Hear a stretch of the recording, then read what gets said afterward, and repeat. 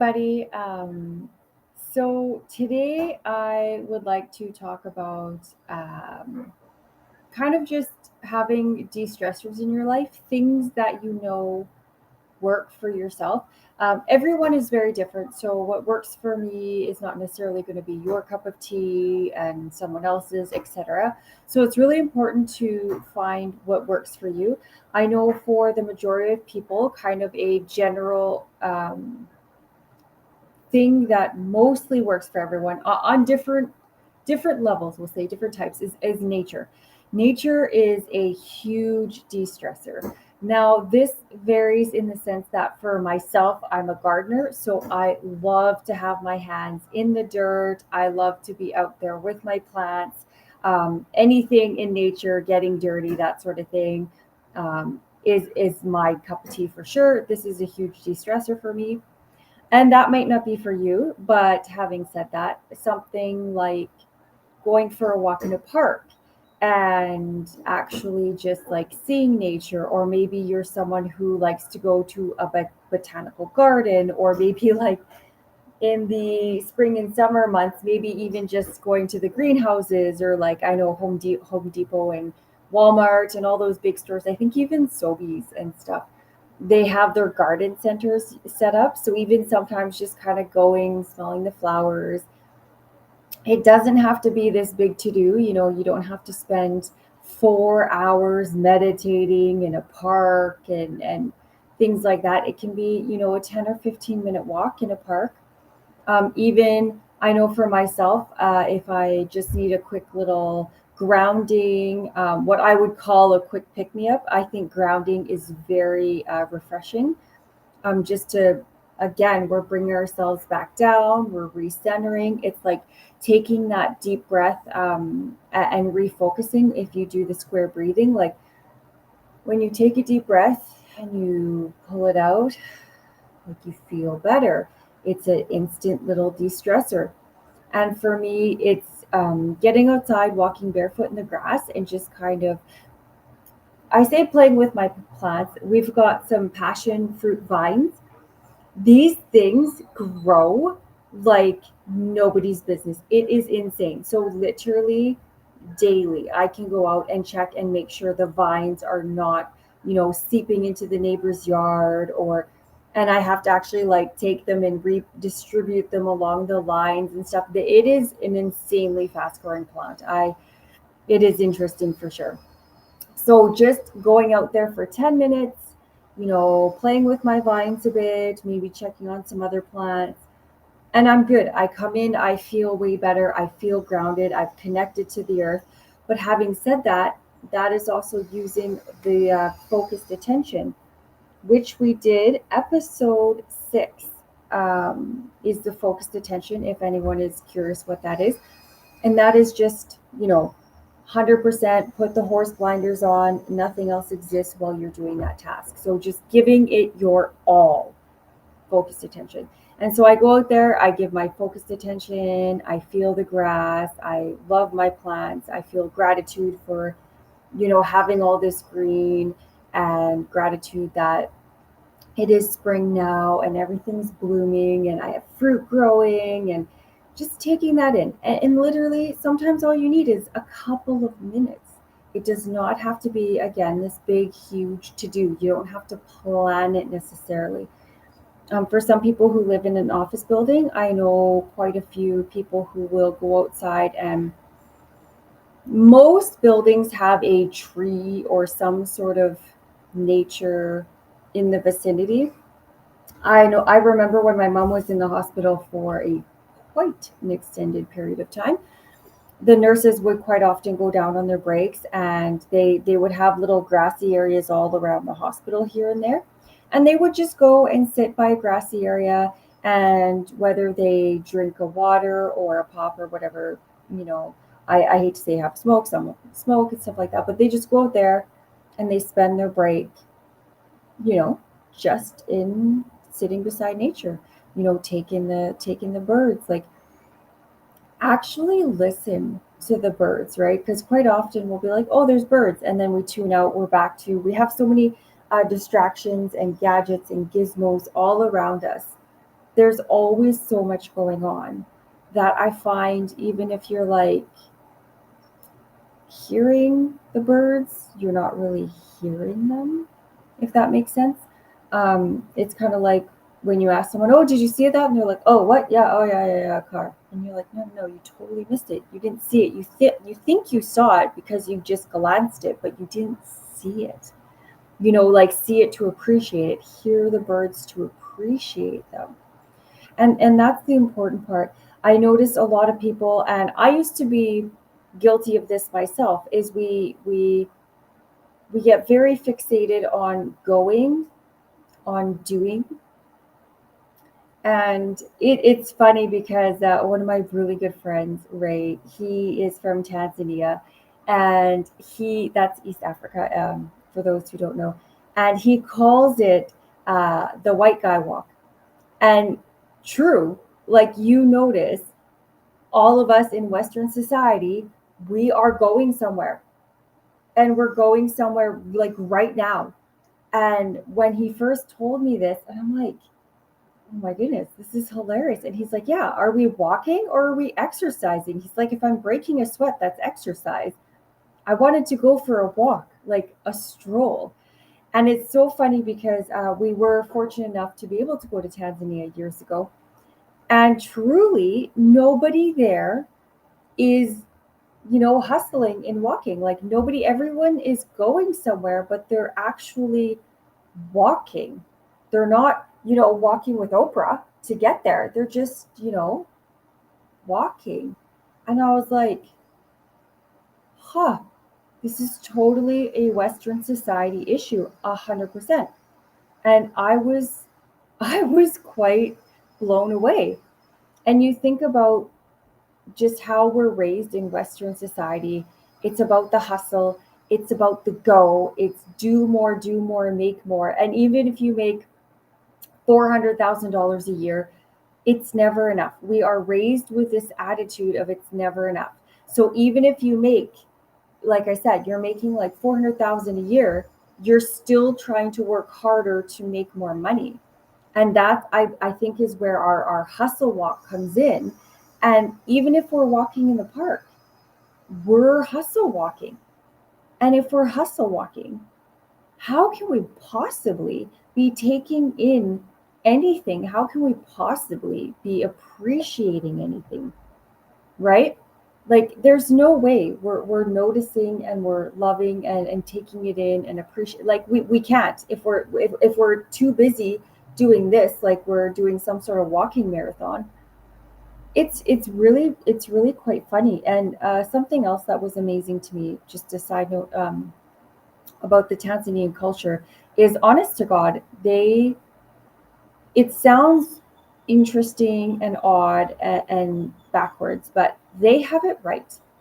There was one of the a driver, basically like these little three-wheel, we call them bajajes. We have them here in Mexico. They call them taxi motos, but just like a covered motorbike thing with a two bench in the back. It's the cutest little thing. I freaking love them. They're amazing. They're awesome. Anyway, we had this guy outside our complex one night. There was a group of us there. We were there for a wedding, and he was basically our Uber go getter guy, like the skip the dishes. He was just out there bringing us stuff. My buddy would text him, he'd bring us stuff, text him, bring us stuff. And we gave him this huge tip at the end because we were, being pretty spoiled, just having him sit there, wait for our next order and stuff. It was, we were being pretty spoiled that day. So we gave him a very good tip for putting up with us. And he was so grateful. He said that he had made enough money for the week, and he was done for the day, done for the week, and he was going to go stop by the store and buy his wife something pretty and go spend the rest of the week with his family because he didn't need to make any more money.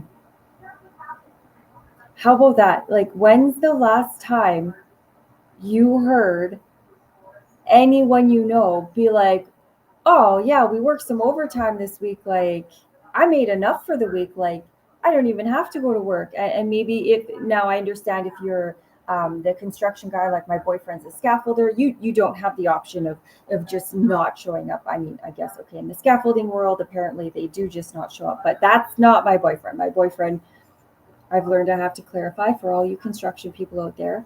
He's never been arrested. He does not do drugs. And he has literally one tattoo he got in memory of his younger brother who passed. So that's my scaffolding boyfriend. He is not what I learned later, a typical scaffolder. No offense to all you scaffolders out there, but I know you know what I'm talking about. But yeah, if you're in a self-employed industry where you don't need to go to work, if you have made enough, you can stop for the day. I will guarantee you 99% of all Western society people, we still go to work. We still make more. We get bonuses. We put them in the pocket and we're like, yeah, more. And then we go back for even more. It's just never enough. Right. So it is just a side note. I know this has nothing to do. I got off on a tangent. I do that sometimes, but this is such a good lesson for us Western people. We are born and raised with that hustle. The born and raised with do it all. Now you can agree with me. You can disagree. Obviously, like your opinion is your right to have. You can turn this off right now and think I'm full of baloney. Fair enough. But honestly, it is our Western society has become very toxic. I think it is absolutely terrible what we've done to ourselves. This bigger, better. You strive. Let's say you're making, the $400,000, and you have all this extra money. Um, Most people upgrade their houses. Most people upgrade the vehicles instead of just having that extra money. Maybe you put it away for retirement. Maybe nice vacations. Most people need more, right? It's that, when we paid off our truck, I was telling all my clients, and I was so excited, like one less bill. If you've ever had a truck payment, probably a lot of you have. They are hefty payments. Trucks, I mean, they cost a bit. And so when we didn't have that payment anymore, I was just through the roof. I'm like, we have so much extra money every month. This is amazing. Like, oh, where are we going to put it? What are we going to do with it? Like, do we save it for a nice vacation? Do we, just put it in whatever TFSA or whatever? Like, options, right? Extra money, options. And every one of my clients, except for one, asked me, oh, what are you trading it in for? And that is where I really, really learned that has become our Western way of bigger, better, never enough. And I think there's a very big difference between, like my mentor says, there's a difference between always wanting more, which is fine. Like, you're always bigger dream. You hit your goal, you set a new goal, like always reaching for something. But there's also a difference between, you know, being satisfied and wanting more, and then just never being satisfied, never being grateful for anything, and just needing more. I hope that makes sense, right? Like, I don't know if this will make sense, but okay. So we have our beautiful truck. I love it. I keep all my vehicles till they die. It's a Toyota. It will probably die, will die before it, but we are very happy. We're very grateful to have it. We appreciate it. We are very content. But I would love to have a Land Cruiser. I don't need it. It's not something I'm, going to cry about not getting. It's not something that I feel upset about not having. It's just that's a goal. Hey, you know what? I would love to have a Land Cruiser. Like now that we're in a place where my boyfriend doesn't have a work truck and we're down to one vehicle, which is not a big deal at all. So I work from home. So really it's fine, but I would just really love, I think they're awesome vehicles. I think it's okay to have two vehicles. I think it'd be great. So it's kind of like a goal. I don't need it. I just think it'd be fun to have, right? So I'm grateful for what I have. I'm satisfied with what I have. I don't need, but it'd be great. So if I need to have something to motivate maybe my next goal or whatever, maybe I make that a next goal or something. But it's not something I'm going to be upset not getting in this moment, if that makes sense. Whereas in our Western society, it's kind of like we have become the point where, oh, that person has a Land Cruiser. I need to have it. I need to have it now. I'm going to be upset every single day I don't have it until I get it. It becomes that need. And then I forget to be grateful for everything else I have. And I really focus on not having it as opposed to what I have. And yeah, it'd be really nice to have that, right? The difference there. And so that's just one of so many ways where our society, I don't know where it went wrong. Another way, and I think I've talked about this before on one of my episodes. If I haven't, I will definitely have to get to it. Asking for help. Why we think we have to do everything ourselves. This is the most ridiculous thing ever. It's just, it really is nonsense. Like, women have, let's say what 50, 60, 70 years ago, they were housewives, they raised the kids, they took care of the home and all that. They did all those things. Men went to work, they came home, everyone had the family time in the evening. And for all my home taker carers out there, keeping a house, it really is quite a bit of work. It definitely is a part-time job for sure. Depending how many kids you have, how many pets, whatever, it can be a full-time job, especially the little ones. Holy moly, they can destroy things in like 2 minutes flat. It's crazy. So this whole idea that somehow we're supposed to keep perfect houses, be homemakers, be parents, and have this full-time career and do all the extracurricular activities. Where? How are we even fitting that in? That's literally impossible. We have created this standard that is literally unattainable. It's like I did my perfectionism video. That was last week. It's like, as a society, we've created this perfect standard of what it means to be a Western, first world Western society person, and it's just unattainable. And then we wonder why, we're all medicated, everyone's freaking out. Like, when's the last time people actually took vacations? And here's the thing, actually enjoyed their vacation. I know so many of my clients would go on vacation. They have their cell phones with them. They have their laptops. Oh, I'm just going to check my email, maybe every other day. Then they come back and they were working pretty much the whole time and they never rested. They didn't enjoy anything. Like, you spent how many thousands of dollars and you didn't even enjoy it.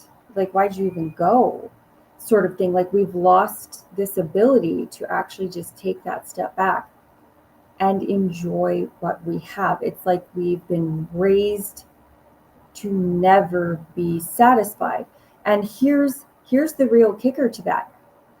If we are never satisfied, we are never happy, right?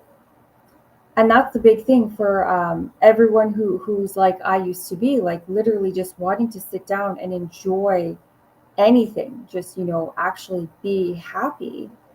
If we are never satisfied, if we do not change this mental state, our attitude, our expectations, you will never be happy. You're going to continuously be in this never ending rat race of never good enough, never having enough, just never enough. So super important to get out of that. It is really toxic. It's kind of like, and they've said it in so many movies so many times, it's kind of like the poorer people are the happiest because they just appreciate what they have. And it's like, I've noticed that the more people make, at least in my neck of the woods in Canada, the more people would make, the more they would need. And again, need as in, no, they just wanted, nobody needs that much stuff, it's ridiculous. And it's like it creates this vicious cycle. So even myself, I will always say, one of the best things that happened to me was growing up poor. Because even though in my later childhood, like I did get spoiled, my mom definitely took good care of me and all that. But, we didn't have, I couldn't afford to be in dance class. I did the free, baseball that my dad coached. I couldn't afford the Levi red tabs or the Nike clothes. Like, we just couldn't afford the fancy stuff. And growing up, I really felt, oh, hard done by, oh, poor me, I don't fit in with the cool kids with all their fancy clothes. But this was such a blessing because it really taught me to appreciate what I have. When I got old enough to work for my money, earn things, purchase things with that money that I'd earned. It really taught me at an early age that appreciation of just, being happy with what you have because you've earned it. You've worked for it, and you went out and you got it. Like it's really a beautiful thing to be able to appreciate that. So a good way to start practice getting out of this toxic rat race, and it is difficult. I will definitely tell you, boyfriend and I had these big plans when we were coming back from Tanzania that we weren't going to get back into that. We were totally going to adopt the nice Eastern African, just like, and they legit say Hakuna Matata. That is the thing in Zanzibar. We thought they were like punking us. No, they legit say Hakuna Matata, no worries. That is their motto. It is awesome. Like it's fantastic. And we're just like, we're gonna adopt this, and like life is gonna be just so different. And a couple of months we're back in the rat race, we're back in the wheel because it takes that conscious effort um, to change those habits. Because again, it's habits. We're in the habit. That's our lifestyle. That's what we know. So that's our comfort zone. That's what we retreat to. And that's why, when I talk about stuff like doing stuff every day, like the positivity and gratitude, doing it every single day, it can be annoying, but especially when it takes a minute or two, it is really, really important because it's changing the habits to make it permanent. If you don't do this small, tiny bit of work, nothing will change. It's, if you don't change anything, nothing changes, right? So this is a really good place to start. Obviously, I love my positivity and gratitude. I have a lovely little fillable worksheet I send my clients and anyone who wants it. Um, but just nature is, again, such a healing thing for us. So if you can, even just take those couple minutes barefoot, walk in the grass, reground yourself. Actually look and appreciate the trees, how many different types there are, the different types of leaves. Maybe they're flowering, maybe you have fruit growing, like the birds, like actually listen to them. You know, I see so many people walking in parks with their head down and just hustling where they're going, right? And it's like we just put our head down and we just need to get to where we go, and then when we get there we can look up again. It's the weirdest thing. I don't know where we picked this up from, but next time you're out, even if you're just walking to the store, even from your car in the parking lot to the doors, just take a moment to look around. Listen if there's birds. Just see other cars. Like just take that moment to look on your way into the store, right? Start building that little bit of awareness, that little bit of ability to actually like see things, really see them, really hear the birds, whatever it might be, right? And this is going to start developing awareness. I don't think I've done a video on awareness yet, but maybe that'll have to be next week.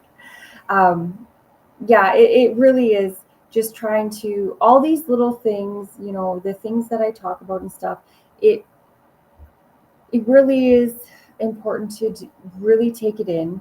And even like, my one client, just her, she had said the other day, she's like, you know, I didn't actually think writing stuff down would help, but it really helps. Like that really works. Like just writing it down. I felt so much less stress already just writing it down. It's really weird. I'm like, yes, it is really weird. It's really weird how simple things can be that help. And I feel like maybe that's part of our issue as Westerners. We've just overcomplicated everything in our need to grow, in our need to re-innovate, in our need to, we like to always make everything better, even if it doesn't need to be better. Like everything's 2.0, I'm sure it's 3.0, probably now it's like 20.0 or whatever. Even if it's fine how it is, though, we have this need to make it better. And maybe that's kind of where we went wrong. We just kept trying to make life better, and now we've crossed a line, and now we just need to revert back a little bit. So, yeah, find out what works for you. Nature, I highly recommend. Again, even if you're in a lot of malls, have some trees in them and plants in places. Green areas around office buildings, apartment buildings always have some sort of green space. If you have a yard, go out, walk in the grass. If you're a gardener, get out and play with your plants every day. Even if you just walk and pick a weed or two, but you're appreciating, you're just being with, nature, mother nature, and all that, just taking it in, right? And maybe you're the botanical garden person, like I said. Even if you go to like the Home Depot, um, the garden center, and just there's all kinds of plants there. There's so many ways to do this. Just even you're in a big apartment building, maybe you can't get out, but maybe you can open a window and hear birds or something, right?